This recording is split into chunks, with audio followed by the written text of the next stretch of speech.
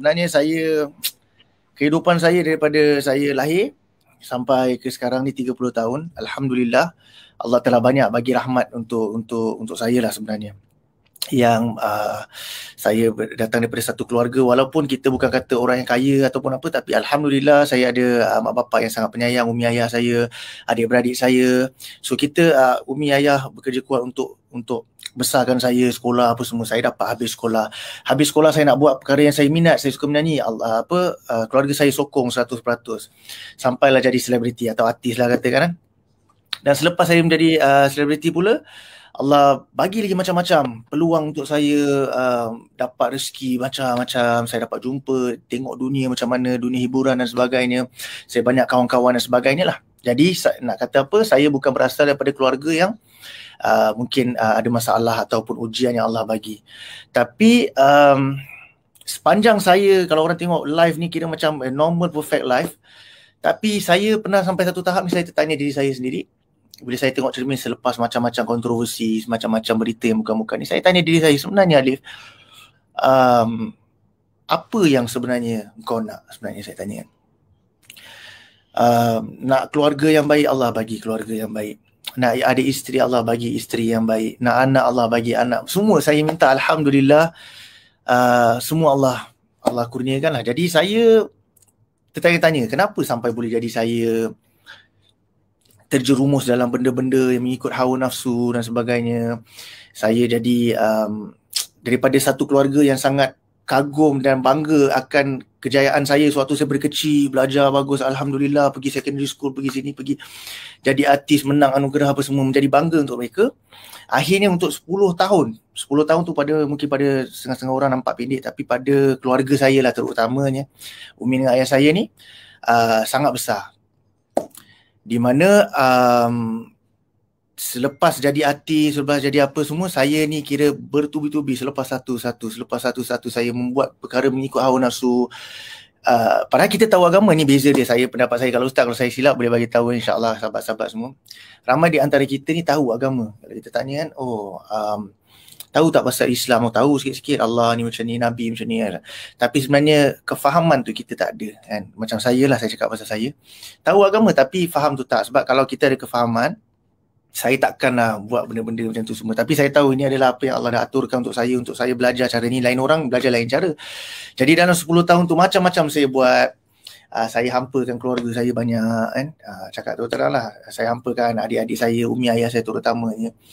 Dan nampak mereka sedih, umi saya sedih dan sebagainya. Saya rasa saya pernah cerita Aku Zari sikit dengan Ammar. Benda yang saya bukan kata membuka aib ke apa, tapi sebagai satu pengajaran untuk saya, dan juga semoga dapat menjadi satu iktibar bagi sahabat-sahabat dan juga semua orang yang tengah tengok ni, masya-Allah, tuan dan puan-puan yang mulia.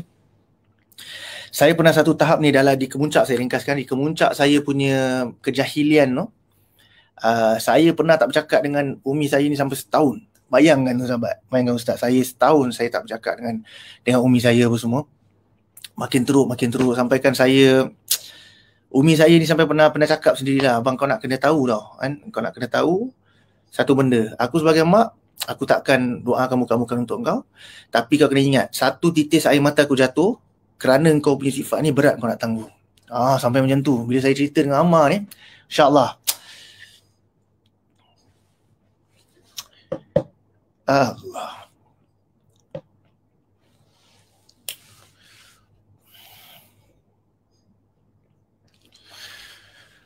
Allahu Akbar.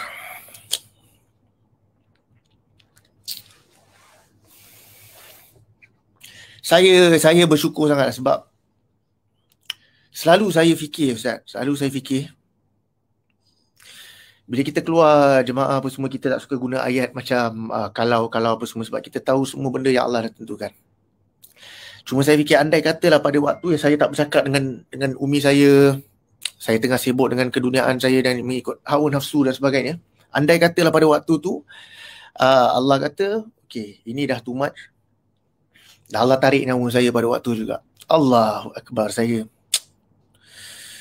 lama tu Ustaz, tempoh masa tu sangat lama. Umi saya call setiap kali. Dulu saya bercakap dengan umi saya ni jarang sangat. Saya lebih rapat dengan ayah, saya jarang cakap dengan umi. Setiap kali umi call tu ada sebab, umi nak marah ke apa benda semua kan. So saya jadi macam berapat lah kan. Jadi Umi pernah cakap macam tu, call, saya letak, tak bising-bising letak. Call letak. Last tu Umi call, cakap kejap. Kalau kau nak letak selepas ni kata tak telefon aku lagi pun tak apa. Tapi aku nak ingat dengan kau. Kan? Satu titis air mata aku jatuh kerana apa yang kau buat. Aku tahan dah berapa lama, bertahun-tahun dah. Kan? Kita besar kau dengan baik. Kita bagi kau, kita sokong kau semua-semua benda ni. Tapi kau tetap nak ikut hawa nafsu. Kau rasa kau dah besar. Kau rasa dunia ni kau punya. Kau rasa kau dah pegang duit sikit. Dunia ni kau punya. Kau boleh buat apa yang kau nak buat. Allah saja yang boleh ajar kau. Okey, tak apa. Tapi ingat satu. Jangan sampai Allah balas dekat kau. Sebab Allah tahu. Bukan aku sebagai Umi akan doa yang bukan. Tapi Allah tahu isi hati seorang ibu. Dan terlintas dalam hati aku ni berat untuk kau nak tanggung. Masya Allah. Saya fikir balik tu. Allah. Saya bisa cerita dengan Amal tu. Saya jadi, bila flashback saya jadi jam lah, Masya Allah. Tapi itulah nak ceritakan Allah ni punya Maha baik. Rahmat. Maha baik, Masya Allah. Saya ada kawan-kawan yang seangkatan sama-sama dengan saya ni, yang ada pun dah pulang dan kembali ke rahmatullah. Belum sempat lagi, Masya Allah. Tapi sebab saya rapat dan sebagainya, jadi saya tak tahu. Kadang-kadang saya tanya diri saya, apa sebenarnya kelayakan aku sebagai seorang hamba Allah yang dulu Allah dah bagi macam-macam, tak minta pun. Ini dia kelebihan Allah ni. Bukan kelebihan, memang Allah punya sifat ni, di mana hamba dia, kita minta sikit, tapi Allah bagi limpah-limpah. Kita tak minta pun kan. Tangan kita tak minta kan. Mata kita tak minta, Allah bagi. Saya sekolah, Allah bagi keluarga, Allah pilih saya untuk jadi orang Islam, lahir sebagai orang Islam. Kepada keluarga yang Alhamdulillah penyayang. Allah bagi saya pula dapat kejar impian saya jadi seorang penyanyi dan sebagainya. Macam-macam Allah bagi. Saya duduk fikir Allah Akbar. Tapi macam tu aku balas balik. Bukan kata aku balas balik dengan Allah tu pada waktu tu jauh sekali. Dengan mak bapak saya sendiri pun yang membesarkan saya dengan tangan mereka sendiri. Ayah saya yang bekerja kuat. Ayah saya ni Masya Allah, seorang yang sangat penyayang, Masya Allah. Dia dalam waktu-waktu kejahilan, saya bayangkan satu orang tua datang ke tempat yang jahil untuk nak panggil anak dia balik. Saya boleh marah-marah, Allah Akbar. Saya boleh fikir balik. Saya bukan nak buka aib. Saya cuma mencerita sebagai satu peringatan bagi saya yang hina dan masih baru nak belajar ni, untuk sentiasa ingat. Kalau selepas ni saya nak buat benda macam ni, ingat balik benda-benda ni.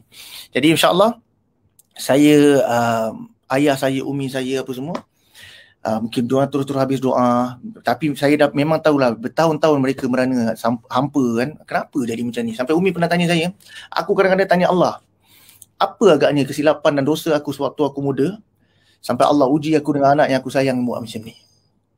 Anak yang first, yang lahir first.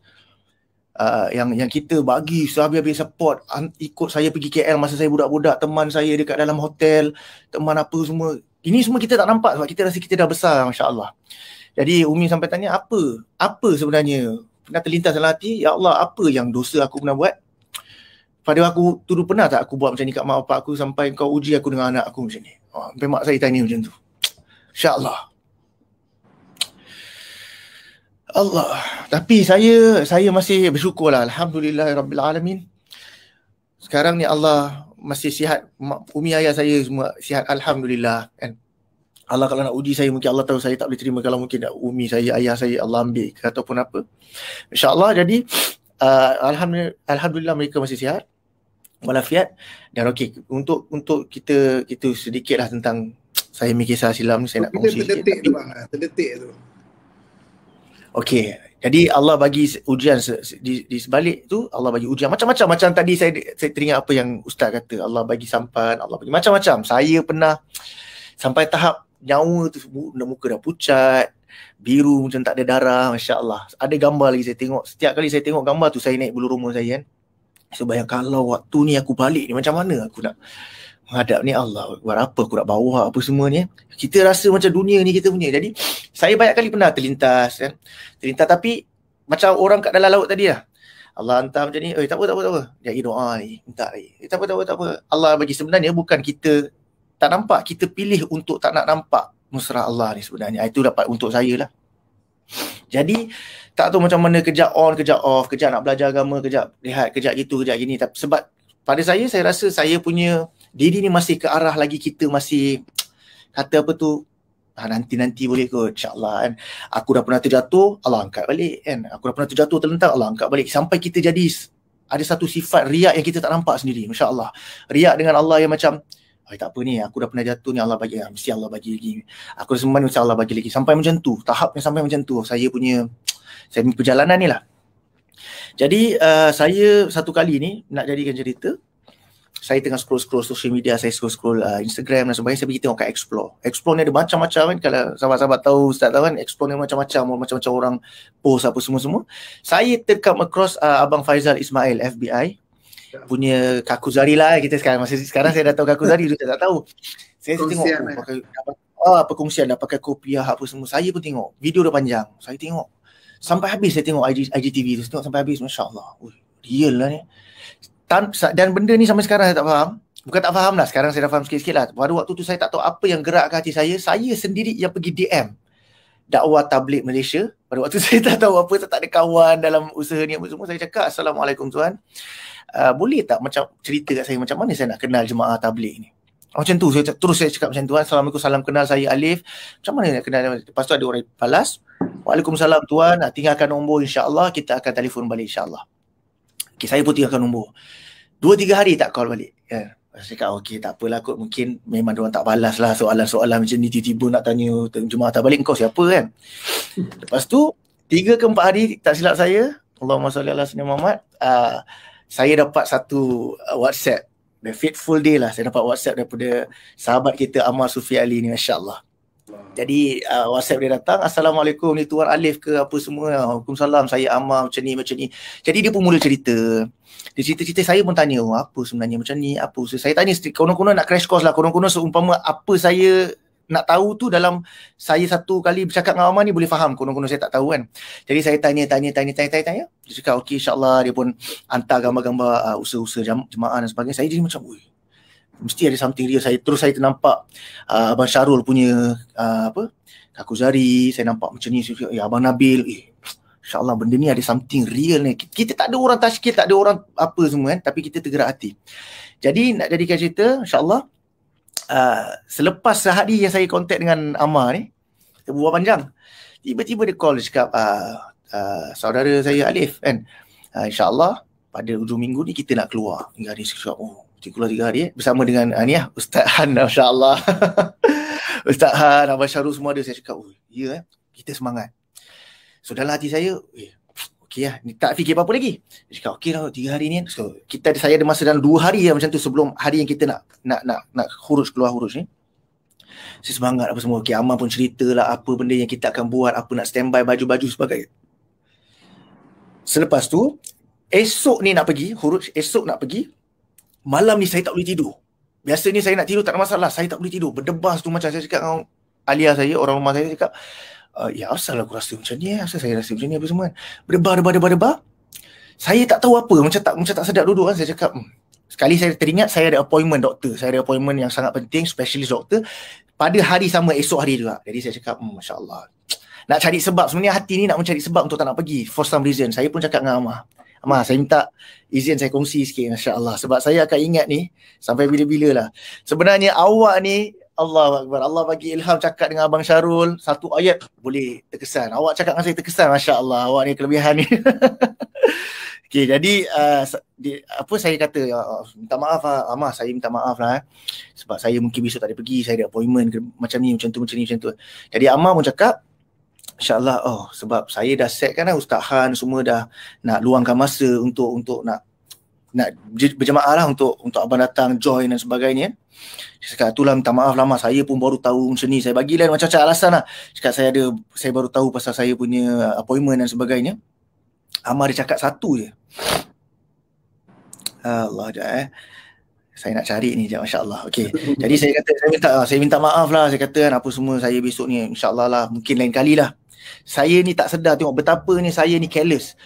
Orang dah usaha kan, rakan-rakan yang tak kenal, yang sebenarnya tak ada obligation pun untuk bantu. Sebenarnya boleh je Ammar macam okey lah, tak apa kan. Tapi set dengan Ustaz Farhan, Ustaz Han apa semua untuk buatkan satu jemaah yang ringkas untuk saya, sebab mungkin itu adalah satu cara mereka nak usaha. It's not an obligation. Tapi saya careless, tak memikirkan. Saya cakap, tak apalah, mungkin next time lah. Sumpama saya tolak macam tu dia kan. Jadi Ammar cakap macam ni kan, saya minta maaf apa semua. Ammar kata okey macam ni lah, Saya cakap minta maaf, saya baru dapat reminder besok saya ada appointment ke bu. Wife saya pun bagi tahu saya ada urusan anak punya sekolah lagi tu lagi ni. Satu je Amar cakap, InsyaAllah bang, macam ni ini word for word. InsyaAllah bang, kena settle mana yang penting dulu. Kalau abang dah free, belah petang pun boleh datang insyaAllah. Moga Allah mudahkan. Itulah saya nak kena bagi tahu Ustaz. Semualah kira macam ni benda dah set untuk abang apa semua kan. Ustaz nak gerak awal esok semua.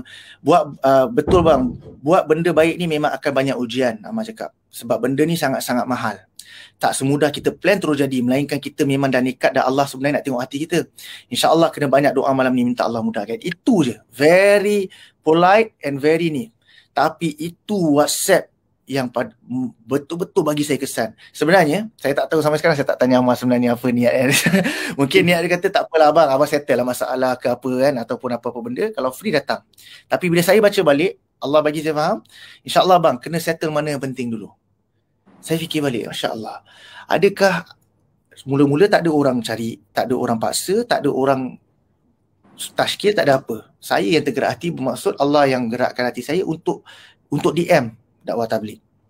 Selepas tu dah Allah temukan pula dengan orang yang nak buatkan jemaah apa semua untuk kita faham dengan lebih praktikal benda tu. Saya pula nak tolak, kata saya make appointment ni lagi penting apa semua. Jadi saya fikir, kalau appointment ni aku tak pergi, adakah kau akan mati?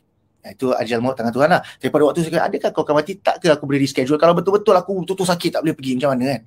Takkan ini nak beri, sebab dia di mana satu lebih penting. Oh insyaAllah sampai ke pagi, sampai pukul 3-4 pagi saya jadi macam, saya terus nekat ke hati, saya cakap, ya Allah, ini kalau aku tolak ni, aku tak boleh salahkan Allah kalau aku tak dapat apa yang dia nak bagi ke aku, insyaAllah.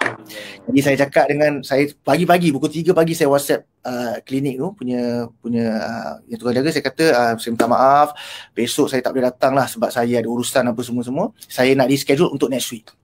Saya terus WhatsApp Amar, saya dah tukar plan saya nak pergi lagi ni. Saya bulatkan hati, saya cakap dengan ahli saya, yang awak siapkan barang, saya nak pergi je lah. InsyaAllah apa yang nak jadi, saya nak pergi. Jadi Amar pula tak reply. Saya dah fikir macam-macam ni. Cakap Amar ni merajuk ke apa semua kan. Saya pun tunggu sampai ke subuh. Saya dalam hati, okey, Amar ni mesti kejap lagi solat subuh ni mesti bangun ni. Kan? So aku tunggu. Betul-betul subuh, Assalamualaikum sahabat, dia reply. Saya terus cakap, sahabat awak dah dapat pun WhatsApp saya nak pergi apa semua kan. Okey, dia kata Alhamdulillah Allah dah mudahkan, saya doakan awak macam-macam semua.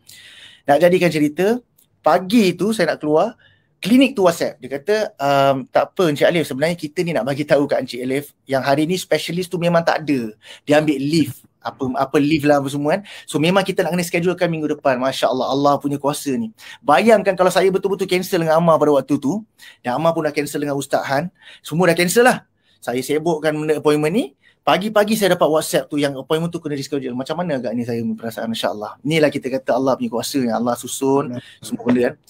Jadi saya masa pergi tu, saya jumpa Amar for the first time. Saya pergi, saya jumpa Abang Syarul along the way apa semua kan. Cakap, Masya Allah, first time kita nampak dengan mata sendiri. Saya jumpa Ustaz Han for the first time. Kita segan lah. Sebab apa tahu, masalah yang saya faham, mungkin ada tuan-tuan dan perempuan yang mulia, tuan-tuan yang mulia kat luar sana yang pernah ada niat azam nak keluar, tapi selalu rasa segan. Ini aku keluar ni orang-orang alim, orang-orang alim ulama apa semua, segan aku ni orang tak baik apa semua. Sebenarnya orang silap faham. Jemaah tabligh ni adalah jemaah ni lah, usaha jemaah dakwah ni bukan kata semua orang baik kan. Ramai orang yang mungkin dulu tak baik, tengah belajar menjadi baik kan. Jadi saya nampak benda tu depan mata saya. Saya datang, ada macam-macam walks of life. Ada ustaz macam Ustaz Han, insya-Allah. Kita ada orang yang ada pangkat datuk, ada orang yang berpangkat dalam macam ayahanda, macam ni, macam tu, macam-macam jenis orang. Tetapi perbezaan dekat situ adalah mereka tidak ada menilai atas status kita kat muka ni. Kau dulu penagih ke, kau dulu gangster ke, kau siapa ke, kau datuk ada duit kau gini ke apa, semua sama atas usaha yang sama, kita mencari matlamat yang sama, Masya Allah. Jadi saya nampak benda tu depan mata, how welcoming, Masya Allah. Macam tadi apa Abang Amar cakap lah, saya boleh explain, tapi sebenarnya Abang Syarul boleh explain macam mana ni kita dapat rasa Allah bagi rasa manis sikit tu, Masya Allah. Tapi yang mendengar tu tidak akan boleh, mana mungkin yang mendengar tu faham apa yang dirasa oleh lidah kalau kita makan durian ataupun coklat yang sedap apa semua. Nak tahu memang nak kena, memang saya sure kan, kalau Allah pilih, Masya Allah, jangan lepaskan peluang tu. Sebab Abang Nabil pernah kata kat Abang Amar untuk sampaikan kat saya, Alif, ini adalah satu benda yang sangat betul yang awak nak buat dalam hidup awak. Sepanjang saya keluar tu, saya belajar macam-macam dengan Ustaz Han. Saya nampak adab tu in real life. Apa yang kita belajar adab macam mana, Masya Allah. Kita dulu dengar cerita pasal Rasulullah macam biasa je kan. Tapi bila kita duduk di dalam satu lingkungan yang semua mencari dan mencerita tentang kebesaran Allah ni, Allah akan zahirkan, macam Abang Syarul kata, setiap orang akan dapat beza-beza, Masya Allah. Dia kadang-kadang apa yang ada dalam hati kita. Ada orang pergi, kita tak boleh salahkan jemaah pula. Ada orang kata, aku ada kawan keluar jemaah balik sama juga. Bukan salah jemaah, bukan salah dia juga. Mungkin Allah belum lagi nak sampaikan. Ustaz, kalau saya silap minta mohon pencerahan. Mungkin Allah belum lagi nak bagi dia faham. Tapi masa saya pergi tu, saya jumpa Abang Syarul. Kita sepanjang 3 hari tu, kita tak ada cerita pun pasal set. Satu word set shooting tak ada. Macam lepas shoot apa, tak ada. Langsung tak ada. Saya pun bila baru sedar macam Masya Allah. Real lah benda ni. Kita tak ada cakap pasal hati. Kita tolak semua tepi. Kita duduk dalam satu lingkungan untuk fokus mencari kebesaran Allah. Saya first time tu, saya memang rasa Masya Allah. Dia punya rasa tu. Masa first day tak rasa lagi. Dalam solat saya doa. Saya kata, Ya Allah, aku ada nampak, Alhamdulillah kau pilih aku untuk keluar pada 3 hari ni. Sebab orang kata engkau memilih siapa yang dapat keluar di jalanmu, Ya Allah. Aku nampak sahabat-sahabat aku macam Abang Nabil, macam Abang Kodan, macam Abang Syarul semua ni bila doa menangis-nangis. Bererti engkau ada bagi sesuatu kat mereka yang kau belum bagi kat aku, Ya Allah. Jadi aku doa, janganlah kau sia-siakan aku punya, yang kau pilih aku datang sini, aku datang macam ni, besok 3 hari aku balik macam ni. Ya Allah, bantulah aku, jangan kau sia-siakan aku punya stay sini. Masya Allah. Hari kedua tu baru dia start sampai. Saya tak boleh nak explain macam mana. Tapi dia punya perasaan sayu bila kita dengar kisah sahabat, kita dengar bayan, kita dengar betapa menjiwainya orang-orang yang beri bayan. Ustaz Han kalau bagi bayan dan sebagainya, penuh dengan keyakinan, penuh dengan rasa rindu, penuh dengan rasa benda ni adalah satu usaha yang sangat penting. Dan baru saya sedar. Saya cakap, Masya Allah, sepanjang 30 tahun aku hidup, ini rupanya benda yang aku missing out lah, Masya Allah. Tapi Allah sayang, Allah masih bagi saya peluang untuk saya kembali dan saya doa lah. Saya cakap ni terus terang daripada hati saya nak cakap banyak-banyak pun saya tak reti, takut tersilap cakap. Tapi yang saya boleh kata satu je lah. Saya doa, Ya Allah, kau muliakan dan kau jaga dan kau lindunglah setiap orang yang bergerak di atas usaha dakwah ni. Biarpun orang kata jemaah tabligh, jemaah dakwah dan sebagainya, bukan saja di sini, bukan saja Ustaz Han dan sahabat-sahabat saya dalam jemaah ni, tapi di seluruh dunia. Sebab ini adalah satu usaha yang sangat-sangat mulia, Masya Allah. Dan kalau kita tahu, kita akan rasa sedih tau. Diorang keluar ni, diorang korbankan masa, korban diri lillahi ta'ala fisabilillah. Tinggalkan keluarga, tinggalkan anak untuk keluar fisabilillah. Kenapa? Nanti kita tanya kenapa. Jadi bila kita dah dengar sebabnya ada orang sampai pergi keluar jauh khuruj demi nak tegakkan kalimah la ilaha illallah ni, dan dengan rasa fikir risau umat, mungkin ada ramai lagi orang yang belum dapat kalimah ni, orang belum faham, diorang keluar. Kadang-kadang saya pun dulu guilty benda ni, mesti nampak jemaah sampai Allah apa benda ni, keluar masuk lari. Sebenarnya kalau kita faham apa sebenarnya yang dibawa oleh mereka, Masya Allah. Kalau mereka sekiranya mereka Allah ambil nyawa mereka tanda kata keluar gas tu, yang kita lari-lari pada mereka ni, Masya Allah, subhanallah. Saya benda tu bila cerita naik bulu rumah. Jadi saya betul-betul doa. Saya harap tuan-tuan dan semua yang tengok ni boleh doa juga, sebab kita tak tahu doa siapa yang Allah terima. Doakanlah macam Ustaz Han, sahabat-sahabat saya, dan ramai lagi orang yang keluar atas usaha dakwah ni di seluruh dunia. Keluar, tinggalkan semua, korban segala-galanya fisabilillah. Kita doa semoga Allah muliakan mereka di atas muka bumi dan juga di hari akhirat, dan juga semoga kita semua dapat hidayah. Mereka menjadi asbab hidayat untuk kita yang tak faham ni jadi faham, insya-Allah taala. Amin amin ya rabbal alamin. Insya-Allah. Minta maaf kalau saya ambil masa lama sangat, saya minta maaf banyak-banyak Ustaz. Insya-Allah, amin.